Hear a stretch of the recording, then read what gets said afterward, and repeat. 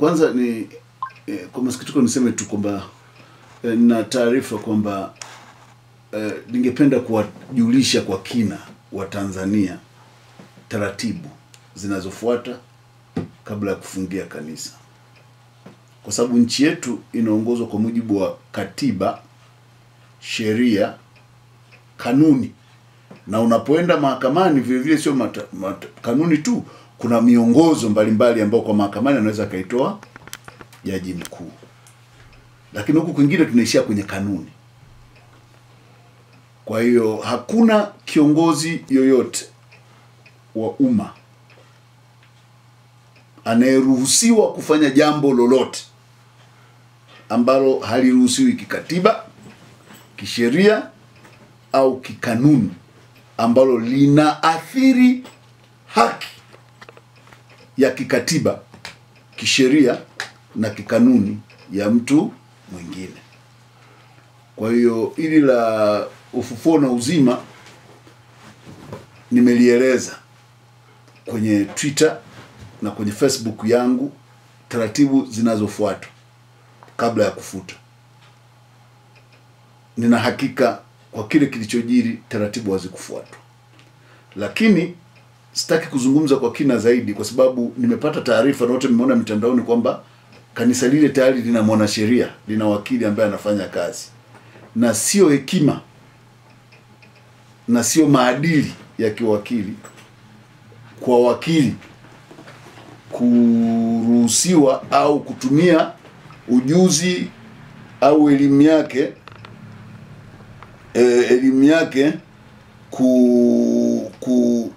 kuingilia swala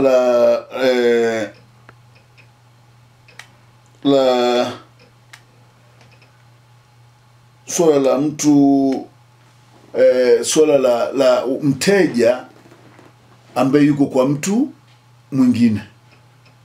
Ni jambo ambalo kisheria ni ukiukaji wa maadili. Kwa hiyo mimi najua kisheria msemaji mzuri kwa sasa. Sisi kabla tulikuwa tunatoa maoni kama wadau, lakini sisi TLS sisi vivyo tunaongozwa na maadili. Kwa pale panapokuwa na wakili anaendesha shauri, hatuwezi kuanza kulitolea maoni, lakini yoyote anayetaka kujua kuna yale tuliyotoa kabla anaweza akayaona. Lakini cha msingi ninachoweza kusema kwamba kulikuwa na kutokufuatwa kwa sheria wala katiba wala kanuni. Yaani kuna ukiukaji mkubwa sana, na ni jambo ambalo binafsi mimi kama rais wa TLS ni jambo ambalo linanisikitisha sana. We have impunity ya ukatili, kutokutii katiba, kutokutii sheria. Yaani uhalifu na watu wanaofanya vitendo vya kukiuka sheria wamekuwa na impunity, yani wana ujasiri. Sasa imefika watu wanaenda kunajisi kanisa, na mbwa ananajisi kanisa, haoni aibu. Anakwenda, alichozungumza Gwajima ni kipi cha uongo? Gwajima amesema watu wanatekwa. Ni kweli watu wanatekwa. Vyombo vinavyotakiwa kulinda wananchi havifanyi kazi yake. Havifanyi, viko likizo tu. Kazi inayofanya ni kukamata wale waliotekwa au ndugu waliotekwa wanaolia, kupigwa usilie. Kama alivyofanywa Gwajima, kanisa linaenda kufungiwa kwa mtu kwa kusema utekaji upo. Utekaji haupo. Nataka nikuulize, Yesu alisemaje kuhusu mchungaji mwema? Kwamba kondoo mmoja akipotea na waacha wote kwenda kutafuta mmoja aliyepotea. Gwajima kahubiri injili ya Yesu iliyokamilika. Kanisa lolote lisilohubiri haki na utawala wa sheria alimjui Mungu. Mungu anasema sheria zake ni za haki na kweli. Mungu ni mwenye haki na kweli. Aliyokihubiri injili Gwajima ndio injili ya Yesu wa Nazareti tunayemfahamu. Injili nyingine yoyote inayoremba watekaji, inayoremba viongozi wazembe wasiowajibika, inayoremba watu wasiokemea dhuluma, ni injili ya shetani iliyojaa uovu ndani yake. Lakini injili ya Yesu ni ile ya Chadema, kulia na wanaolia, kupambana na kutetea maskini, kupiga kelele kwa ajili ya wanaoonewa, kukemea uovu. Ujiulize tu simple, Yesu angekuja leo, angeungana na machawa au angeungana na wanaolia kuhusu kupotea kwa Mdude? Angeungana na machawa au angeungana na wanaolia kuhusu kupotea kwa Soka? Na mtu anayesema umechanganya dini na siasa ni bwege. Dini ni siasa ya kumtafuta Mungu. Hakuna mstari wowote unaotenganisha dini na siasa, kwa sababu dini ni maadili. Dini ni maisha kamili ya mtu. Yaani dini sio kitu fulani cha kijani au cha blue kiko pembeni hivi, ambapo unaweza ukakivaa Jumatatu ukakivua Jumanne. Ukimwona kiongozi yote anasema umechanganya dini na siasa, jua hiyo kiongozi ni bwege wa kupindukia. Yaani ni bwege, na lazima mtafute, utakuta kaiba vyeti vya watu au kasoma kwa utata. Kwa sababu dini ni siasa, dini ni maisha kamili. Yaani hakuna namna ambavyo dini unaitoa ndani ya mtu inakaa hapa kwamba sasa ni dini, sasa ni siasa. Yaani unabeba kama pochi hivi.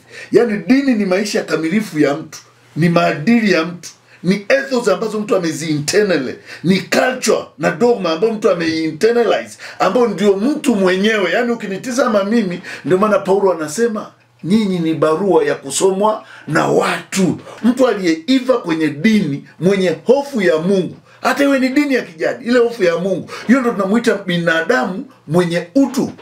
Unajua dini ni about utu, ethos, yani ile humanity, integrity, accountability, love, compassion. Ile ndio dini. Sasa mtu anakuambia usichanganye dini na siasa, huyo bwege wa kiasi gani? Mwambie siasa ni nini? Siasa ni tafsiri ya maisha ya huyu mtu sasa ambaye ni wa dini, huyu mwenye ethos, kuweza kuzikabili na kuzitatua changamoto zake za hapa duniani. Maji, makanisa hayatengenezi hospitali. Hospitali ni siasa, ni dini. Makanisa hayatengenezi shule. Makanisa hayatoi misaada kwenye njaa. Makanisa hayaleti miradi ya ufugaji na kuwezesha wananchi. Hayatoi mikopo. Hayalei yatima na kuwapa misaada ya kibinadamu. Huo sio mchanganyi. Hiyo ndio inakuonyesha kwamba uwezo ukavitenganisha hivi vitu, kwa sababu it's a myth. Ni sasa mtu kusema kwamba mimi hii miguu ni yangu lakini mikono sio yangu. It's just mtu atakuwa tu ni bwege tu, ni mtu usiyejitambua. Kwa hiyo dini ni maisha kamili ya mtu kimaadili na namna jitihada zake katika kumtafuta Mungu, wakati siasa ni maisha kamili ya mtu kwa namna ya kutatua na kuzikabili changamoto za kimazingira, kiuchumi, kijamii zinazomzunguka katika maisha yake ya kidunia, ya kibinadamu. Kwa as long mtu yuko kwenye mwili, huwezi kumtenga na siasa. Mpaka anapotoka kwenye mwili kuwa kwenye ulimwengu wa roho, huko ndiko anakokaa mbali na siasa. Ndio maana hata Yesu alisema tutahitaji kupata 100 za duniani na 100 za mbinguni. Kwa hiyo hakuna huo. Ukisikiza mtu anasema kwamba huyu kachanganya dini na siasa, jua ni wale watu. Unajua tunapochuja chai kuna majani yanapenya. Ni wale watu walipenya kwenye mifumo yetu ya maadili, wakapenya kwenye mifumo yetu ya elimu, kwa bahati mbaya wamedondokea, sasa hizi ndio wanafanya maamuzi. Lakini ukimsikiliza mpuuze, kwa sababu yeye ndio mwenyekiti wa mabwege. Yaani ni mtu ambaye huwezi hata ukaargue naye. Mtu akishakwambia tu usichanganye dini na siasa, usiargue naye tena. Yaani don't argue with him, ignore him.